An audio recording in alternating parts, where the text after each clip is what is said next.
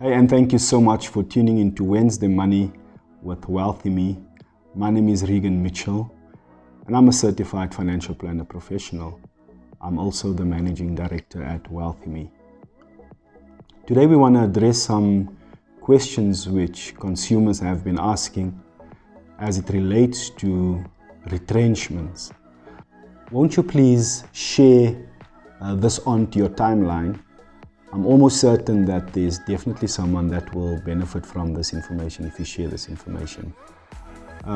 What is the first thing that you do when you get a notice of retrenchment, or when your employer kind of makes known the intention to start a retrenchment proceeding?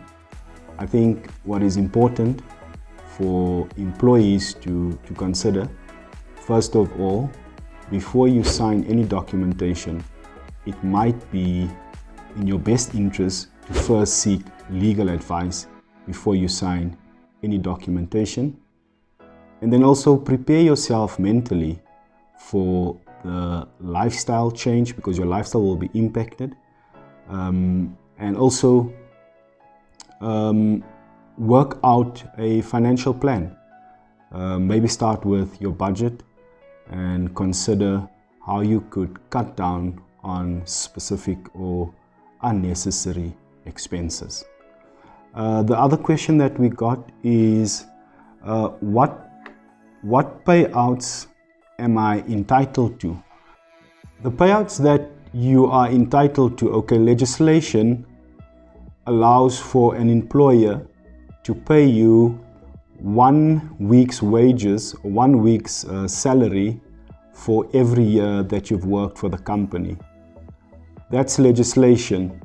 But what I would recommend you do as an employee is to revisit the company's retrenchment policy, because the retrenchment policy of the company may make provisions for better benefits in terms of the payouts. Maybe they provide 2 weeks for every year that you've worked, or maybe even 1 month for every year that you've worked. So my recommendation is to revisit those policies.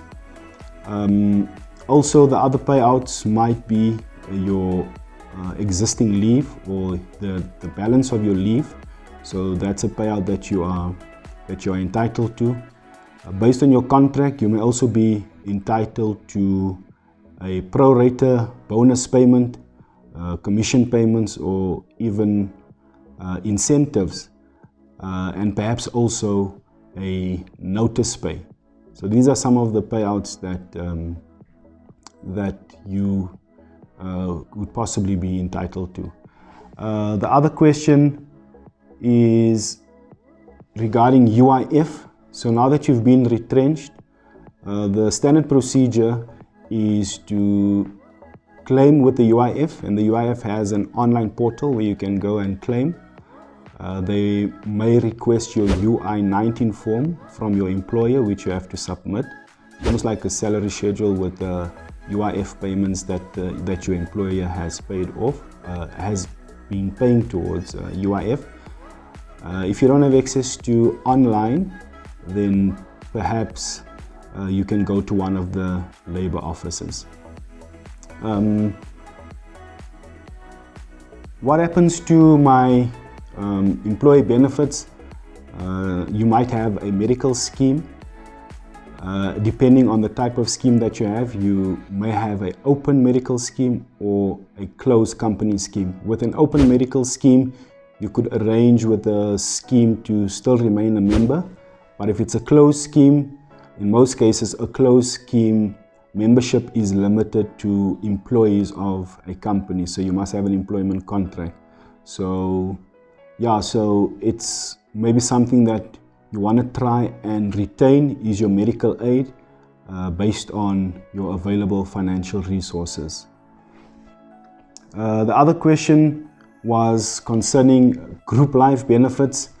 So group life is a benefit that you get on your pension fund, which equates to a certain number of years of your salary.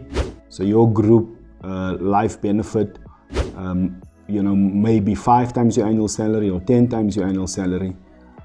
So what can you do? What are your options? Well, check with your HR department, because many of these group life benefits have a continuation option, and that would then allow you to continue with your group life. And I think the nice benefit of continuing with your group life is that you won't have to do medical underwriting, and the cost of the policy is cheaper than what you would pay if you had applied for an individual policy. So if you can retain your group life benefits, I would recommend that you exercise that option. How will my benefits be taxed? Because you are retrenched, it's seen as a severance benefit. So whatever leave pay you're getting, whatever severance pay together with your pension fund benefit will be taxed more favorably because you are being retrenched. You are not resigning from the fund, so you won't be taxed according to the resignation or withdrawal tables. So you are taxed more favorably. What that means is the first 500,000 lump sum will be tax-free. My recommendation is to sit with a qualified financial planner to help you make the right decisions when it comes to your pension fund. Also remember that if you do take these tax-free benefits, it will affect your tax benefit when you retire one day later on in your life from a pension fund. So just bear that in mind. What are my options with regards to my pension fund? Well, you can withdraw, you can preserve that in a preservation fund, you can transfer it to an RA. If you are lucky enough and you got a job whilst being in the retrenchment process, you can transfer your benefits to your new employer. What is my options with regards to my existing credit obligations? Some people may have home loans, some people may have vehicle finance, credit cards, and so forth. My suggestion would be investigate whether or not you have credit life policies on these obligations, and kind of find out if those credit life policies covers for retrenchments, so that you could make use of that benefit. Alternatively, if you don't have those benefits, speak to the bank. The banks are open to negotiate. Some banks are also offering payment holidays, or most banks are offering payment holidays, but you also need to understand what are the long-term ramifications of taking a payment holiday. Who should know about my retrenchment? Your creditors should know about your retrenchment. Anyone that is financially dependent on you, just try to have preempt conversations with the people that are important in your life. Thank you so much for tuning in, and have a lovely day. Bye-bye.